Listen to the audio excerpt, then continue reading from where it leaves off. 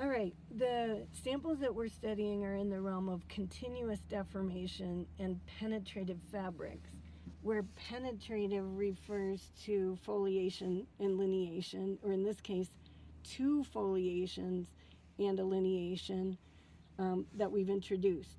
Now I want to make an aside for a moment and just show you a few samples that express discontinuous deformation or brittle failure.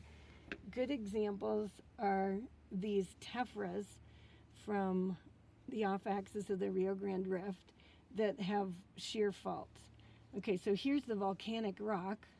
You can see in there that the phenocryst and small mineral grains have no preferred alignment. It's very, of course, this is a glass matrix, so there's really not much to see there. But on a side where a brittle surface, or two of them, have broken through, there's strong oxidation, there's fault mirroring, if you can see the glint, and there's very strong streaks that in this case are slicken lines. They're physical grooves in this very discrete surface. All the deformation got localized on that slip plane.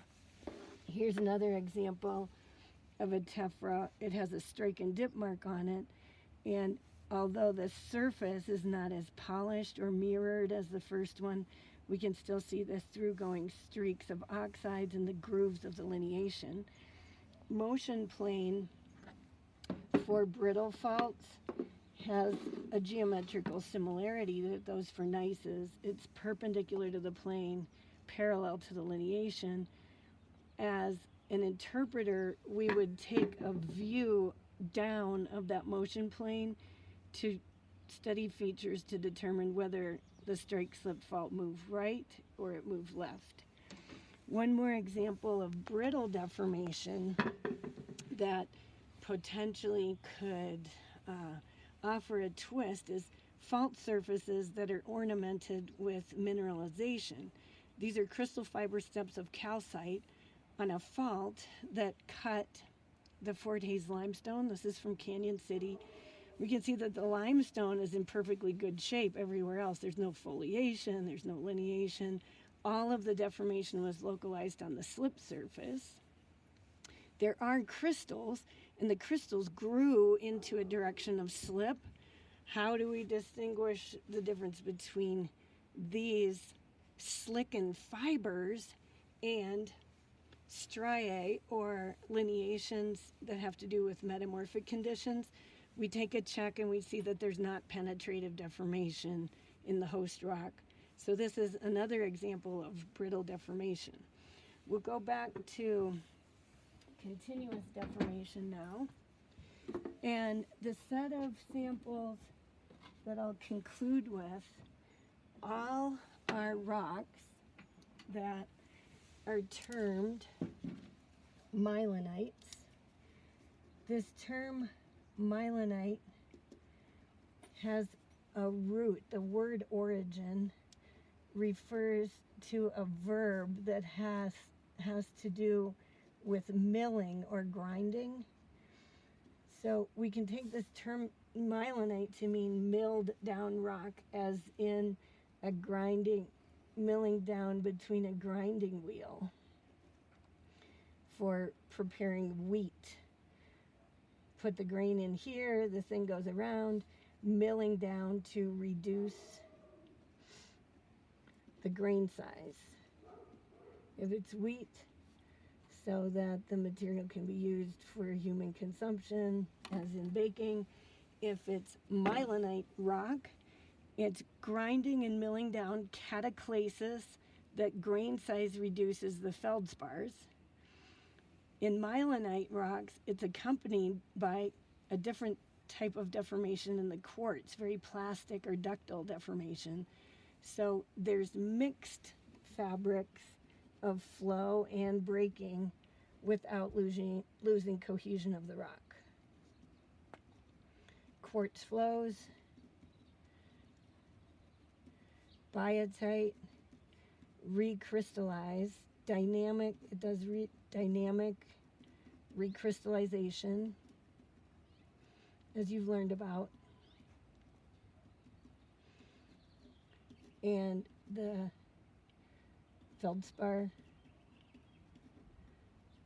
breaks into smaller grains and does dissolution, mass transfer to create this beautiful systematic asymmetry in the feldspar grains that we can define any one as having a sort of an S shape, a sigmoidal shape. These features that make for the beautiful fabric in the rock are called sigmoclasts. Now, why not sigma phenocryst or sigma porphyroblasts with a B? This term clast refers to the milling down or the grain size reduction.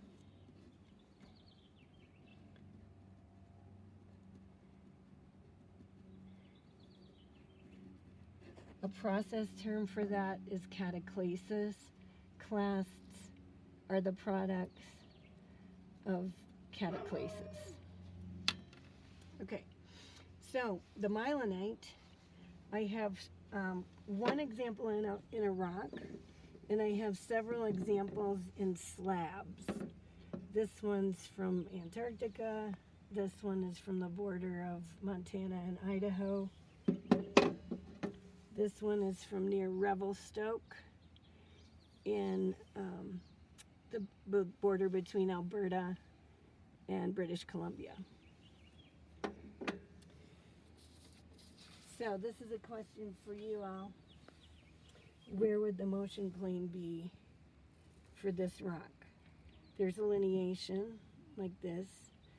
How should I look at this rock if I would like to interpret, in absence of any context around it, where is the hanging wall? Where is the footwall? What is the motion sense across this zone, which is part of a zone about 4.5 kilometers thick, all of which has the same fabrics? How can I interpret this to understand, well, which way were the rocks above the shear zone and below the shear zone moving with respect to each other? So just to pause while you work that out with the sample. And I'll just ask you a rhetorical question. Is the motion plane like this? If so, why? Is the motion plane like this? If so, why? What are the geometrical controls that you're using? Is the motion plane like this?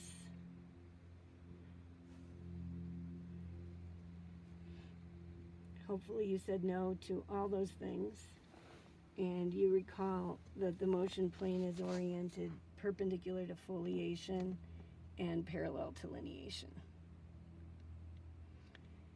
So as far as the viewing direction that holds information of interest, it's this one. In projection planes, we can do whatever we want with. We can move them up and down, project them left and right. What we've done is realize, well, parallel to lineation, perpendicular to foliation, we have a well-placed surface here. If we look into this from the side, we can find features that are interpretable in terms of a kinematic sense, and look for systematic geometries to help us orient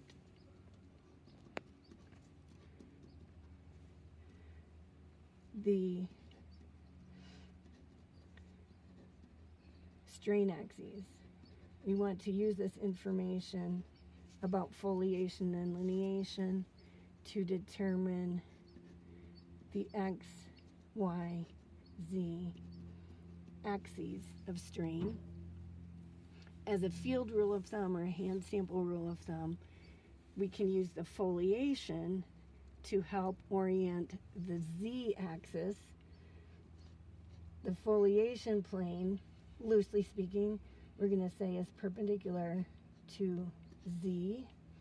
The lineation is parallel to X, the intermediate axis Y,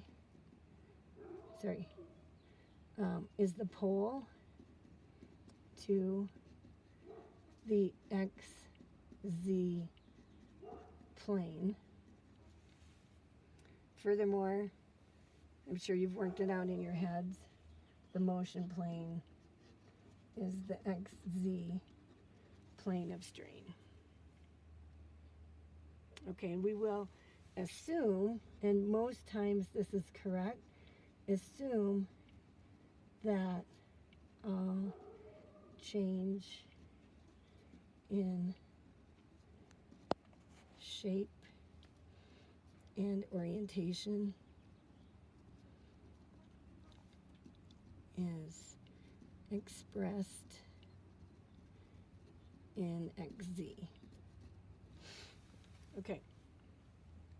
Now, a trick with this sample, which is a SC myelinite,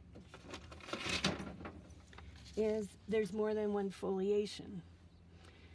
This sample, and I'll put two of them here to be both in view. These have some very strong through-going planes that cross the sample from left to right, and then short intermittent planes that are at an angle to those that cross the whole sample. Okay, which one is which, and which is the one that is perpendicular to the Z-axis of strain? Okay, so just make a sketch as geologists commonly do. And let's focus on this one first because it's quite clear. And just a moment, I'm going to make it brighter. You can